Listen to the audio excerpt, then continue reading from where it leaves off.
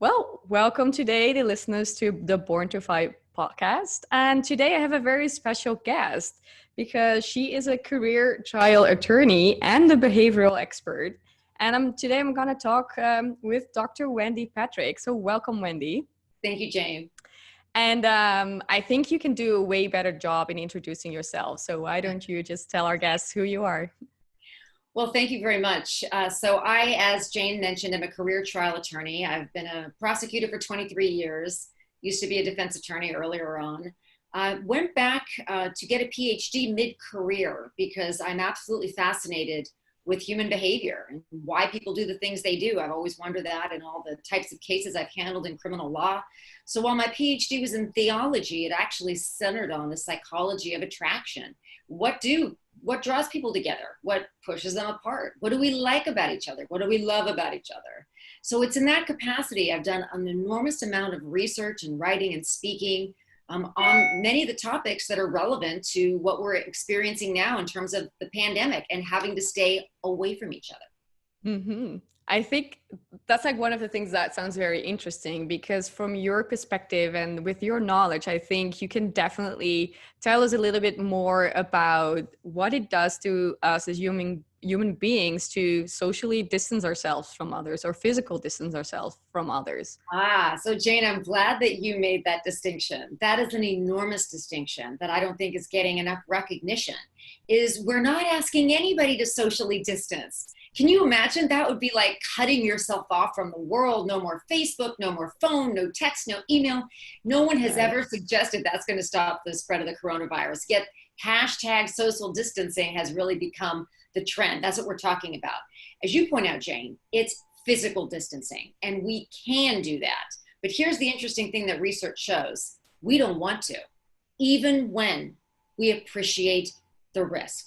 There have been studies that have been done looking back at the way some people behaved in pandemics past. We don't have to go all the way back to 1918, the Spanish flu. We can just go back to H1N1. You remember that? That was about a little over a decade ago. And during that pandemic, whichever you want to call it, we didn't have a physical/social distancing mandate. But even then in other countries, they did. I say we, I'm talking about in the US, but I know in many places in Canada, you did. Mm-hmm. And they did some studies based on that to try to figure out, well, how did you feel about that if you were among those that had to quarantine? How long were you in? What did you miss out on? How did you deal with the fact that you didn't have an opportunity to see the people that mattered to you most? So it's fascinating to look at how we actually know that human behavior, even though we know we're supposed to stay away during times like this because there's a risk of contagion, we still don't want to do it notwithstanding that risk. Why is that? Like, why don't we want to do it? It's because of the power of human contact. It's because of the bonding power of interpersonal contact. And I don't just mean within family members or close friends. It's been shown to even apply to some extent to strangers. So whether you're passing colleagues in the hallway or other patrons on the subway, there is a desire to connect, obviously not with dangerous people, but with other people. You know, I could take up the whole rest of your show with examples, but I'll just choose a couple. Going out to dinner is one of them. When you think about the fun, the experience of going out to dinner, you don't just think about the food. You think about the ambiance. You think about your favorite waiter. You think about the other patrons and the din of lively conversation and what that adds. The shopping mall is another one. Now, I do a lot of public speaking in this area, so I go and I take a lot of photos if I'm putting a PowerPoint together. And I visited one of our local malls here where I live shortly before the lockdown order, and it was totally deserted. It looked like, and I'm going to date myself here, if any of you remember that movie Night of the Comet, where all of a sudden there was nobody on the earth. And those of you that are, let's say, over 50 might remember the first installment of The Twilight Zone on October the 2nd, 1959. The topic of that show, the title was Where Is Everybody? Had to do with the man that all of a sudden finds himself in a town where there's nobody there. If you were going to go out on a weekend, go to the mall, go to a sporting event, and it was just you, would that still be fun? It could be filled with strangers and it would be fulfilling. It's the presence of others. We're wired to live in community, not on our own. Even if you and your best friend or your spouse or your nuclear family, you went and there was still nobody there, it wouldn't be fulfilling.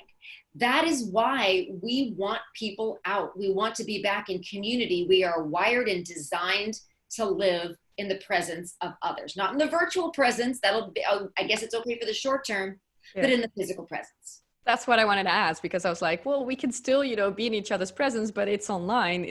Does it make a difference? But yes, it does. We really have to meet each other in real life. It does, but I do have to say that Zoom has been a blessing. Many people have met a huge circle of friends. You and I met each other on Zoom. Exactly, and yeah. We have all enlarged our circles of acquaintances by doing more virtually than we ever would have before. Many people never even knew what Zoom was unless they had an opportunity to start trying it for work. Once they became familiar with it, they started going to meetup groups. They were learning languages. They were working out. They were learning to play instruments. And what's interesting to me as a behavioral analyst is I would like to know whether that behavior is going to continue. Because let's face it, Zoom is just too easy to use. I know there was Zoom bombing, and it's not as private as we would all like it to be. So I suppose we're not going to be signing important documents on Zoom. But in terms of exercise, classes, travel channels, wine tastings, all of the different worlds it opens up virtually. Many people still aren't going to be venturing out, even after the country and the world, I should say, it's not just any particular country, is completely open, because they care for somebody that's elderly, that's immunocompromised. They want to play it safe. They have depressed lung function. So for them, Zoom has opened up an entirely new virtual world, and it's probably here to stay. Mm-hmm. Yeah, I'm definitely sure about that. I see a lot of businesses that were pivoting because of the, going online, because of Zoom, because of, all these different opportunities right now, that they saw that instead of doing things offline, they can actually go online. And you already mentioned the wine tasting. That's one of the examples that I've heard before as well. So it's wants to drink alone, Jane. And no, if you're quarantined at home, you're going to get on and you're going to do it virtually. You're so right about that. But in terms of talking about pivoting a business, I think a lot of people that have a business or they're starting out, and they were more focused on the offline market, they kind of feel a pressure of pivoting their business online. What is your perspective on that? Do you think they need to feel that pressure? Do you think, no, it's not necessary because, the world is going to look different, but there's still enough marketplace for you as an offline business? What are your thoughts on that? They need to think through an online business, and not just the same online business necessarily that they were used to conducting offline. It's all a matter of supply and demand. People want different things nowadays. If you're looking at stocks and how well they're doing, all you need to do is compare Amazon with Target and Walmart, because of the delivery service options they provided early on. They were ready to go once the pandemic hit, and they have continued to provide viable alternatives. Now, we all know that there are many people that have started innovative businesses online, mask making, clothes with drawstrings. If you're teleworking, you don't have to wear your suit pants anymore. The market has expanded in terms of what people are looking for during this time period. So businesses that are pivoting, that are going online, have to take that into consideration. And they can learn from each other. That is the beauty of being in business nowadays, because so many other businesses are virtual. Everyone can learn what are customers looking for, and then how can they fill a niche. The good news for businesses is, because there is so much online demand, there's room for more competition. I mean, competition is always healthy to begin with, but there's room for even more players in that game, because everybody is going online. Many of the offline businesses, they've been allowed to open, but it's at a percentage of their capacity. And they'll be the first to admit they can't survive in that, it's not sustainable in that format. We have seen some brand name businesses around the world announce that they're going under. Businesses we never would have expected that would ever go bankrupt. And conversely, we've seen a comeback of some types of businesses that we never thought were ever going to reemerge, like drive-in movie theaters. Who ever thought You're too young, Jane. But No, when I know, well, I know them. okay, when I was growing up, we used to go to the drive-in movie theater and park your car, and you go to get your concessions, and you see if the volume works on that little thing outside your window. Nowadays, there are, and of course, those went out of style, and it was just that big white screen. Sometimes they had a swap meet around it, and then a parking lot overgrown with weeds. Now, at least during the last couple of months, while so many different jurisdictions were on lockdown, there were lines of cars trying to get into a drive-in movie theater while Amazon stock was falling. Go figure. Yeah, I love that. Yeah, that's the world, right? It will always surprise you. That's for sure. That's what makes it, we live in an exciting day and age with all of the virtual technologies and opportunities and possibilities nowadays. It's an exciting time to be in business. Definitely, because you don't know exactly what is going to happen, and then there's like these many opportunities that you can jump on. So if you are in business, what would you say is the most important thing right now to focus on? Because we talk about pivoting, we talk about, the new opportunities that are out there, but there's also the part of like connecting with people, and that becomes more difficult since we cannot connect in real life. So true. And what I've noticed, because I pay attention to such trends, is many businesses are trying to connect online by themselves engaging in so many of the different markets that are online. For example, if you have a business teaching French, you will join every French group that exists and then relay your information to those that are interested in a business like that. If you make masks, you'll do the same thing. So it's virtual networking in the same fashion that we used to go to Chamber of Commerce meetings and networking mixers, except it's easier. And if you have a marketing team, you can fan out and you can hit more virtual meetings at once. And you'll be connecting with like-minded people in business that are doing the same thing that you are. So it's a different type of networking, because we're not going to be able to do traditional networking, at least not at full capacity for some time. So the best thing that small businesses can do, and not even small businesses, is have those brainstorming meetings now. There's nothing better than a group of smart minds in a room to go through all the different scenarios and marketing plans, talking about pros and cons. And then everyone does something different. Maybe somebody is really good in a virtual group. They're tech savvy, they're good with Zoom, they love online platforms. Maybe somebody isn't. So they're delegated the research task, the behind the scenes job of coming up with different kinds of meetings and things that the tech savvy networkers can do. There's always different, like we say in the Christian faith, everybody is gifted differently. The body is comprised of lots of parts. A business is as well. And they all should do what they're good at doing and then come together and function as a business of the new, I can't even say new millennia anymore, a business of 2020. This is the new way of doing business virtually. Yeah, for sure. And what about the people who are just the solopreneurs? It's just them, like I think there's a lot on their plate. What would you recommend would be the main focus for them? What should they do in this pandemic now? Well, the first thing they need to do is decide what they want to look like online. And that has to do, if they're solo, then they probably are in a good position to pivot. It's tough to pivot if you're Soup Plantation, which sadly is the name of a huge restaurant, beloved chain that went under due to COVID. It was a salad bar format and it wasn't sustainable online. We can think of many other types of businesses that aren't sustainable in an online format. But if you're a solo, you can think about how to rebrand yourself to where you can market online. Maybe you can't. Maybe you decide to open a new business. But that's been the question that many offline businesses have been asking themselves is this sustainable online? Now here's good news and bad news. The good news is you don't have 30 employees to pay if it's just you, and you have the luxury of taking the time to figure out, how do I make this move to a virtual platform? The bad news is it's just you, and you don't have any employees to help with the legwork of mobilizing online. Now, you do have employees. They're called friends, fans, followers, and family members.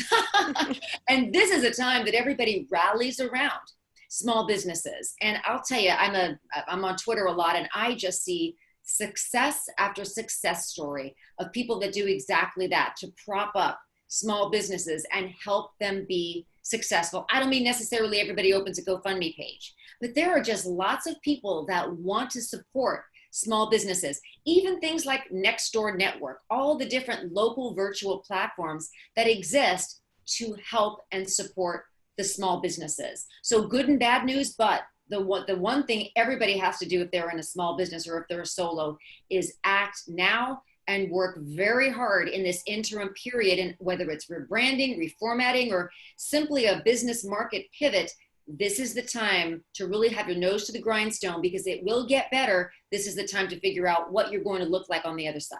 Mm-hmm. That's a great answer. I think that will be very helpful for solopreneurs, and also the other things that you told for people who have businesses, because you're right. If you have a team, I've seen many examples of like big businesses that had to pivot because there were, for example, very big in the event industry. Well, there were no events anymore, so they had to do something. Instead of like being a service driven business, they turned into like a product driven business. And like catering, we exactly. can go through so many different types of things. Anywhere, and here's really the way I've been thinking about it. Anybody that used to interface with the public, bank tellers, baristas, I mean, we can go on and on. Those types of businesses, it's just challenging to exist online. Now, maybe they break out a drive-through window in the business and they can do it that way. But we can think of other examples as well. However, those people thought about this, and remember late March when everything started to close all over the world, globally, we were all within a certain amount of weeks of each other. And you know what that allowed us to do? Learn from each other. And people that weren't tech savvy before are tech savvy now. What did they do? They looked at how people with businesses similar to theirs in other countries were rebranding. It's a beautiful thing. The internet is a beautiful thing. And I know people worried that it was going to crash, it was going to go slower. Most of us have recognized that it hasn't. And if you think it has, get up in the middle of the night and work. It's faster. Yeah. That's what I always do, just to make sure. But those kinds of things, the fact that the whole world was affected, allowed the pandemic, the post-pandemic business pivoters, we'll call them, to already see what was working, because people are very much alike when it comes to what do we need. We all have to eat, we sleep, we shop, we do the same types of things, we wear the same types of clothes, we enjoy the same types of foods with a lot of different cultural varieties, but we're a global community in many senses to where we can look and see what's working and then model the best practices. Yeah, I think that's always a good thing to do, to just look around you and see what other people are doing, and not necessarily like copying anything, but getting inspired by what other people are doing. And then, yeah, put it in your own business and then create your own, or put your own sauce on top of it, and then do your own thing. Yeah. So I just want to go back to like the relationship side of this physical distancing, not social distancing. Because you touched a little bit on like networking, and that networking online is happening a lot, and maybe you can network even more. I was wondering if it is possible to grow or deepen relationships during this pandemic, because we're not actually meeting face to face, or maybe if you have a backyard or whatever, you can meet on the right distance. But I was just wondering, how does it work for people? Do we feel more connected, less connected? Can we connect at the same level? Many people are wondering if you can connect at the same level or if you connect at a deeper level. So I shared with you that I have been a prosecutor for 23 years. Please, nobody do the math on that, because I also told you I was a defense attorney before then. Let's just say I have lots of experience looking at the way that both good people and bad people operate online. Studies have shown, and anecdotally this is proven to be true, that some people are more comfortable revealing more of themselves in a virtual setting, for a variety of reasons, and you can understand many of those reasons. So the short answer is, it is possible to forge a deep connection virtually, but then you want to follow that up physically. There are very few virtual relationships that are perfectly happy never meeting. Most do not fall into that category. That's why online dating is a global phenomena. You don't online date to continue to online date. It's with an eye towards meeting in person. So there is that aspect of it, regardless of the kind of relationship that you're forming. But here's the other side of that. It's also true that many people feel that they really can't forge the type of relationships to begin with online, because without meeting in person and testing chemistry and charisma, there's a level of trust that takes a longer time to develop than it does in person. Jane, you're an exception to the rule. You are just, wholesome and kind and sweet and compassionate, and that comes through very much online. But there are many people that are reserved because they're uncomfortable being on video camera. They're awkward. What's the result of that? If you're introverted in some sense, you aren't able to bond as quickly and as easily as somebody that is more open and transparent and extroverted and tech savvy. Let's just face it. Some people have been Zooming for years because they have a job that is required teleconferencing. Those kinds of people are very familiar with the technology, the platforms, whatever brand they use, whether it's WebEx or Microsoft Teams or Zoom. There's so many out there that it's much easier for them to then transition into doing social activities online. But for those that aren't used to it or are not familiar with the technology, it's harder for them. And they may feel more awkward, more isolated. These are the people that join Zoom rooms with their video off and everybody is saying, reveal yourself. And they're awkward. They don't know, they're not dressed for it. The backgrounds, they haven't watched all of those Skype video session techniques to where it tells you where to sit, what the lighting, what to have in the background. So it depends. And for those that aren't yet familiar with it, this pandemic has at least provided an opportunity to become more familiar. Because again, my prediction is that even when everybody is allowed to go everywhere again, there still will be that segment that will wait a bit. Maybe they'll wait for a vaccine. And in the meantime, they do want to be able to form those virtual connections and at least have them approximate the value and the warmth of interpersonal connection in person, which, as you point out, you just can't find a substitute for that. Mm-hmm. Yeah. And for the people that you were mentioning, the more introverted people, what advice would you give in order for them to be more comfortable with the Zoom or to connect better online, since it's not so natural for them to do? Well, the first thing they need to do is, practice makes perfect, but not practice with strangers. The best way to practice becoming comfortable is to do a practice Zoom call, for example, with a trusted family member. Now, what does that do? The other family member who loves you will say, you got to clean up that room in the background, or let me show you how to use virtual backgrounds. If you don't, there's tutorials all over YouTube. Once you're comfortable with your appearance and with your background, you're ready to become comfortable with talking in a group. What really characterizes Zoom, what distinguishes it from in-person meetings, is everybody's talking at the same time. Sometimes it becomes a free-for-all.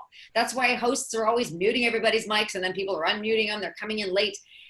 We have to have Zoom manners. And if anybody's interested, I have my own Psychology Today column. And I have authored in the last 2 months more pieces than you could read on how to behave yourself in a Zoom room and the interpersonal dynamics that apply there. So it's a matter of becoming familiar in smaller groups, becoming more comfortable with the technology in smaller groups, the same way that a person who is socially shy would build up confidence in person. By doing, but not by entering a room with 100 other people and then somehow you're all going to talk. None of us would feel comfortable doing that. And people that are introverted or shy can take comfort from knowing that the most extroverted among us have felt very awkward in Zoom rooms, because not only are there a lot of strangers in there, but think about it. You're not sitting comfortably in a chair, doing your thing, looking at your phone now and then. You are sitting stiffed back in an uncomfortable chair, often for hours on end. Your back is aching, your shoulders ache. You're forced to continue to look not at the screen, but at that little camera on your computer. If you're uncomfortable, take comfort in the fact that, guess what? So are the rest of us. Yeah, well, that's a good one. So definitely, if we're not comfortable, one of the things you should do is put on your camera. Like, if you don't put it on, it's a no-go. You should definitely reveal who you are, right? That will, unless you're in a meeting where you're not expected to have a camera on. Let me give you some examples. Interpersonal happy hours where the purpose is to meet and greet. Everybody wants to see what everybody else looks like. If you are joining, as I often do, a travel lecture, I love to travel. It's the one guilty pleasure I have. I would go everywhere if I could afford it, I should say. But I go to a lot of travel meetings, which it's just like Zoom, and everybody can be seen if they want to. But if you look at the participants, 90% of them do not have a video camera running. Now, what's the value of that for somebody that's maybe a little introverted? It gives them an opportunity to interact in the chat box. So they can still ask questions, they can still meet other participants, but if they feel socially awkward on camera, they don't have to be on camera. And it's almost expected that you won't be. You can unmute, try it out afterwards where there's a Q&A just to kind of get familiar with it, and then mute again. because that's perfectly acceptable in the more education-based Zoom meetings. Mm-hmm. The virtual happy hours, not so much. They want to hear you and they want to see you. Yeah. They want to meet you. That's why they're in there too. That's why they're more social as well. So it That's really depends on the context and situation of, the purpose of the Zoom call, I would say. Yeah. Okay. Um, so one of the things I wanted to ask you as well, it's a little bit more to the business side again, is business people have client relationships. And normally you would meet them face to face, or when you would you have a prospect that you wanted to meet, normally it's not possible. Like, what would you say they can do to foster or nurture client relationships right now? Is there something specific that they can do? Do they hop on a Zoom call and connect with them, or what will you do? Yeah, the wonderful thing about client relationships is that they're already clients. So let this be a lesson to people that have never actually met in person with a client. I can tell you that first, and only because I've been doing it for years, that first in-person meeting, when you're able to do this again, will save you countless of phone calls, text messages, emails, because it's that bonding at the beginning that sets the tenor and the tone for the relationship. So if you already have clients that you've met with in person, you're ahead of the game. You can sustain that charisma, that chemistry on Zoom. Now, if you are talking about clients that you've never met, I understand it, I get it, everybody's busy. It will probably be more of a bonding experience than your initial communication was to actually get to know each other on Zoom. So that's the silver lining to Zoom, because you probably didn't have your communication on Zoom before. This is a new phenomenon in terms of everybody's using it. So my advice is always, in person is much better. Even if it's just a short conversation, even if it's FaceTime, you don't always have to be on Zoom platforms. Maybe you don't always have access to this kind of software. Do FaceTime, do something that personalizes contact in an otherwise very impersonal couple of months. I'm being optimistic here until we can find a vaccine. But it is that consistent contact that is important. Remember, transparency breeds trust. So as much as you can show of yourself to your client, making sure that you are bringing your A game to the camera during that meeting, the more successful that client relationship is going to be. And you know what that means? More money in your pocket in terms of having even more clients that trust you, and your reputation will get better as well. Mm-hmm. So I guess when I hear you talk, the real key thing to do is basically make things more personal, use the camera, do whatever you can do to make it as normal as possible, or like as real as possible, like it would be in real life. Yes, that's true. And also make sure that you are very mindful of the client's time constraints.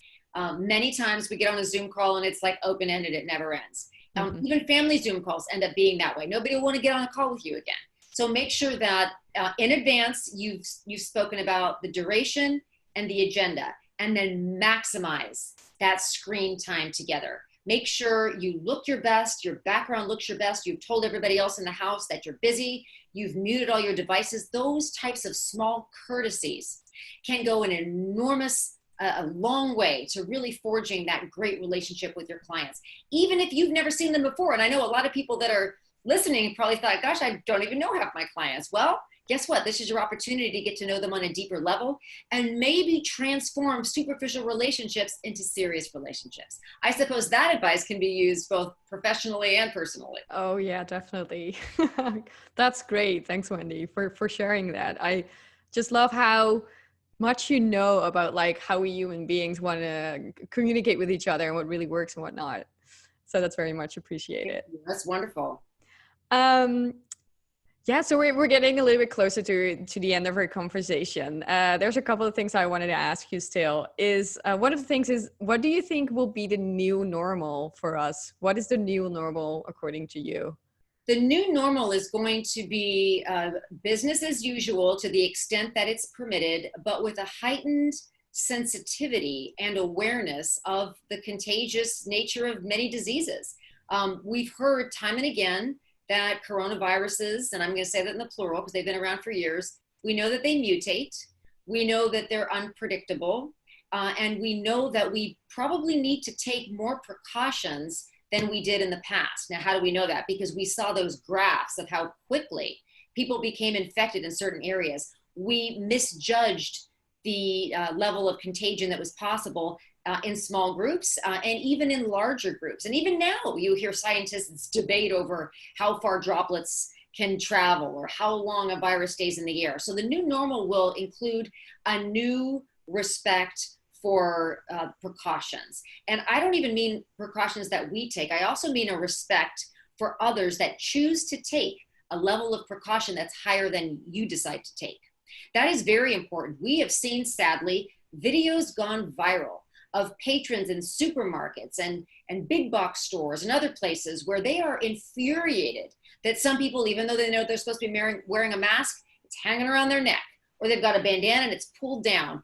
That doesn't count as wearing a mask. And if you are somebody that perhaps lives with somebody that's immunocompromised, or you have decreased lung function, you're going to be livid when people don't show the kind of respect that you would expect, given what we now know about contagion and about the spread of disease, especially among those that have no symptoms. The asymptomatic have been blamed for widespread of this coronavirus because they had no idea they were sick. We know better now, but the new normal will also have a newfound respect for the fact that that's possible and a new set of precautions to make sure that we account for that.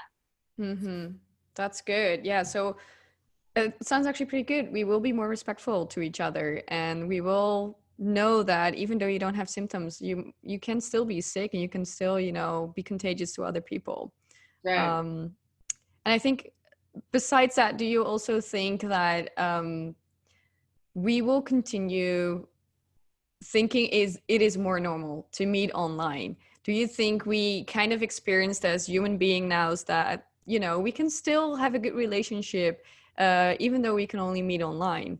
Or will we go back to the normal social things that we were doing?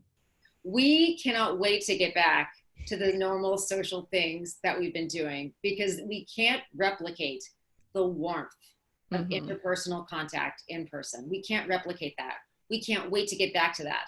But my belief is that Zoom and other similarly situated virtual platforms will become like Facebook.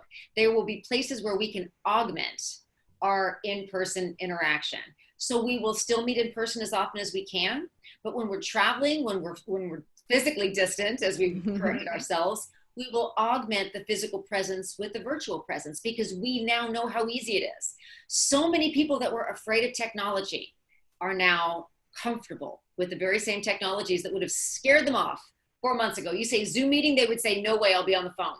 Now, having realized how easy it is and having to do it sometimes all day, every day, Zoom fatigue, that's become a hashtag that's been trending for a couple of months. But now that we all know how to use the technology, we will use it to supplant what we already enjoy in person. Mm-hmm. And I think, maybe it's not even, you can't even compare the two. Like it will always be a different feeling to actually meet someone in person than you meet someone online. Maybe it's just something different than. Well, we have to see whether or not sparks will fly online in the same way they do in person for a lot of relationships. But we also know that they do, because you and I and our listeners, everybody can probably name 10 people who met their spouse on a dating website. And that wasn't in person, that was online. And it wasn't even Zoom. So it is very possible. But again, as we were mentioning before, it's with an eye towards in person. But when we can't be together, Zoom meetings and other types of virtual platforms, can we say it's the next best thing? We used to say the phone was, but now I think we can say that virtual platforms are. Even if it's a FaceTime call, we get to see each other, we get to show each other things. Remember, show and tell is a big part of relationship. It's that reciprocity. Family Zoom calls, kids are coming into the frame, people are holding things up to the screen. Like, it's easier to see if you're right in front of the camera. Sometimes that makes it impossible to see. But those are just some examples of how we very much relish sharing of ourselves interpersonally. And we can do that easily in person. We can't do that on the phone. We can't do that on email, but we can do it to some extent on Zoom. Yeah, I agree. And I was immediately thinking of my Zoom calls with my family in the Netherlands, of course, and like how they how they go and what we do and what we show. Yeah, definitely. Because we have the video now, you feel more connected, more than if you just would call a person. That's right. Everybody's always holding something up to the camera. Doesn't matter how often you Zoom, you have something you have to show off to the group. Yeah, definitely. Oh, Wendy, this was amazing. One more question. What do you think is the most important thing that you've mentioned today that you want people to remember about our talk? I think the most important thing is just the value of interpersonal contact, even if it's via Zoom. As close as we can get to those that we love is fulfilling for us and for them. There's just something that can't be recaptured electronically or even on the phone. There's just that bonding power of Zoom. And if you doubt that, think through the people you've met for the first time virtually over the last couple of months and how connected you feel to them versus people you've never met, but maybe talked to on the phone, or maybe they're Facebook friends you've actually never connected with. So the bonding power of physical distancing has really manifested itself virtually, and it's going to do for now. And just think of how rewarding it's finally going to be when we get to meet our new Zoom friends in person. I'm looking forward to that. I'm looking forward to meeting you, Jane. Yeah, me too. Likewise. I can't wait. I can't wait till we can travel again. Right. You and me Well, both. yeah. Well, this was amazing. Thank you so much, Wendy, My pleasure. Thank you for having me. for sharing your knowledge. And yeah, let's hope we can see each other soon in real life. Amen.